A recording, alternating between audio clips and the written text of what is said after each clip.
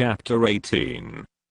After these things Paul departed from Athens, and came to Corinth, and found a certain Jew named Aquila, born in Pontus, lately come from Italy, with his wife Priscilla, because that Claudius had commanded all Jews to depart from Rome, and came unto them. And because he was of the same craft, he abode with them, and wrought, for by their occupation they were tent makers. And he reasoned in the synagogue every Sabbath, and persuaded the Jews and the Greeks.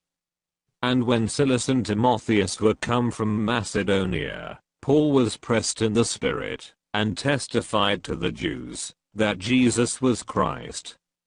And when they opposed themselves, and blasphemed, he shook his raiment, and said unto them, Your blood be upon your own heads. I am clean, from henceforth I will go unto the Gentiles.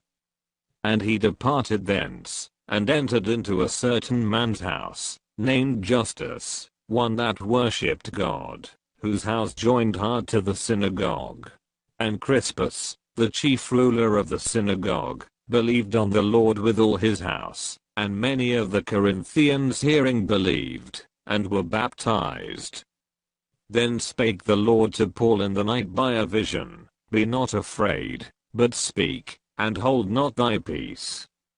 For I am with thee, and no man shall set on thee to hurt thee, for I have much people in this city.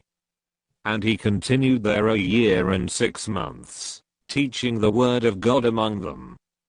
And when Gallio was the deputy of Achaia, the Jews made insurrection with one accord against Paul, and brought him to the judgment seat, saying, This fellow persuadeth men to worship God contrary to the law.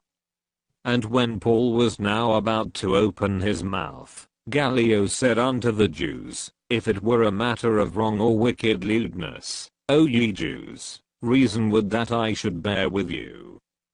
But if it be a question of words and names, and of your law, look ye to it, for I will be no judge of such matters.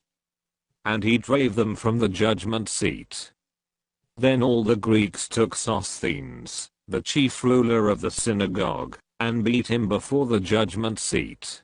And Gallio cared for none of those things. And Paul after this tarried there yet a good while, and then took his leave of the brethren, and sailed thence into Syria, and with him Priscilla and Aquila, having shorn his head in Cenchrea, for he had a vow. And he came to Ephesus, and left them there, but he himself entered into the synagogue, and reasoned with the Jews. When they desired him to tarry longer time with them, he consented not, but bade them farewell, saying, I must by all means keep this feast that cometh in Jerusalem, but I will return again unto you, if God will. And he sailed from Ephesus.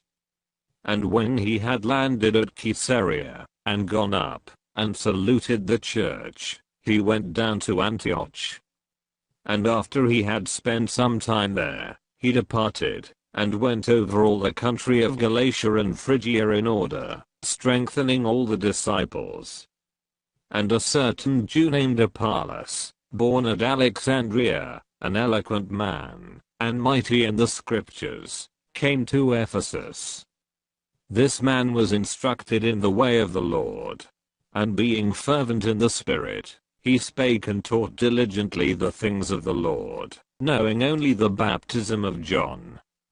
And he began to speak boldly in the synagogue, whom when Aquila and Priscilla had heard, they took him unto them, and expounded unto him the way of God more perfectly. And when he was disposed to pass into Achaia, the brethren wrote, exhorting the disciples to receive him, who, when he was come, helped them much which had believed through grace. For he mightily convinced the Jews, and that publicly, showing by the scriptures, that Jesus was Christ.